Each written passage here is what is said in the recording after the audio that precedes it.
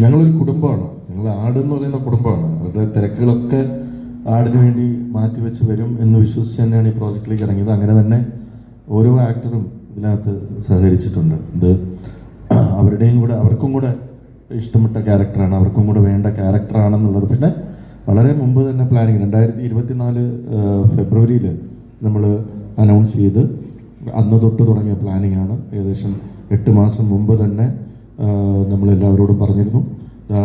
ആ ഇരിക്കുന്ന സൈജു കുറുപ്പ് ഏകദേശം 4 പടം, ഇന്ന് മലയാളത്തിലെ ഏറ്റവും തിരക്കുള്ള നായക നടന്മാരിൽ ഒരാളാണ്. അദ്ദേഹത്തിൻ്റെ 4 പടം മാറ്റി വെച്ചിട്ടാണ് അരപ്പടത്തിൻ്റെ പൈസയും വാങ്ങിച്ചിട്ട് ഈ പടത്തിന് വന്നിരിക്കുന്നത്. മെന്റൽ ബോണ്ടാണ്, ഞങ്ങളെല്ലാവരും തമ്മിലൊരു മെന്റൽ ബോണ്ടിലാണ് ഇത് വർക്ക് ചെയ്യുന്നത്. അങ്ങനെ ഞങ്ങൾ പണ്ടത്തെ മലയാള സിനിമയാണ് ഫോളോ ചെയ്യുന്നത്. വാക്ക് കൊടുത്തു, വാക്കിന് പിന്നെ മാറ്റമില്ല. പേപ്പറുകളൊക്കെ എന്താണ്, പേപ്പർ കൊണ്ടൊന്നും നമ്മൾ ഈ കുടുംബത്തിലെ ഒരു അംഗവുമായിട്ടൊരു പേപ്പർ വെച്ചിട്ട് അതിൻ്റെ പേരിൽ ഒരു ചർച്ച അല്ലെങ്കിൽ അസോസിയേഷനിൽ പോവുക അങ്ങനെയൊന്നും വിചാരിക്കുന്ന രീതിയല്ല. ഈ കുടുംബത്തിലെ ഓരോ അംഗങ്ങളും, ആർട്ട് ഫ്രാഞ്ചൈസിലെ ഓരോ അംഗങ്ങളും ഇതിൻ്റെ ഭാഗമാണ്. നമ്മൾ ആസ് എ പ്രൊഡക്ഷൻ ഹൗസ് ഈ സിനിമയെ സ്നേഹിക്കുന്ന പോലെ തന്നെ അവരും ആ ക്യാരക്ടേഴ്സിനെ സ്നേഹിക്കുന്നു. എനിക്കറിയാം ഈ സിനിമയിലെ ഓരോ കഥാപാത്രങ്ങളും ഞങ്ങൾ തന്നെ പല സിനിമകളുടെ ഭാഗമായിട്ട് ഇപ്പോൾ ഈ സൈജുവും ഞാനുമായിട്ട് പോയിട്ടുണ്ട്.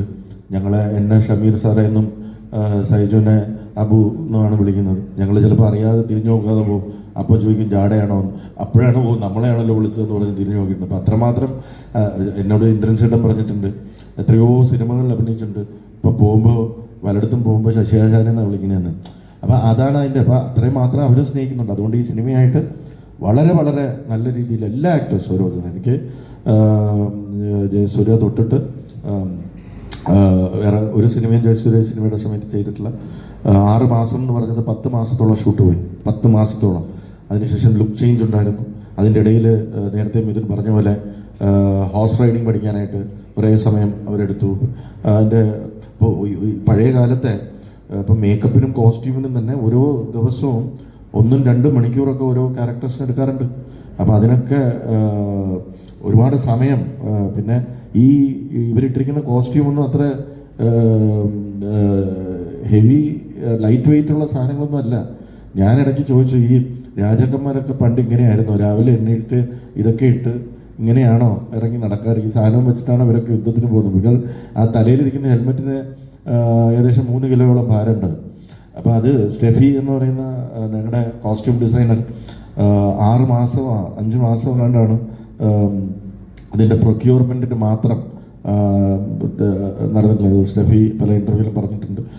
രാജസ്ഥാൻ, ഡൽഹി, നോർത്ത് ഇന്ത്യയിൽ മൊത്തം, അതുപോലെ ഹൈദരാബാദ്, അങ്ങനെയുള്ള പല സിനിമകളിൽ നിന്ന് കൂടാതെ ഇന്ത്യയിലെ വലിയ ഇതവനാൽ പീരിയോഡിക് സിനിമ ചെയ്തിട്ടുള്ള മറ്റുള്ള കോസ്റ്റ്യൂം ഡിസൈനേഴ്സുമായിട്ടും കൂടെ കൺസൾട്ടൻ്റായിട്ട് വെച്ചിട്ടാണ് നമ്മളത് അവരുടെ നിന്നും കൂടെ ഒക്കെ ബോറോ ചെയ്തിട്ടുണ്ട്.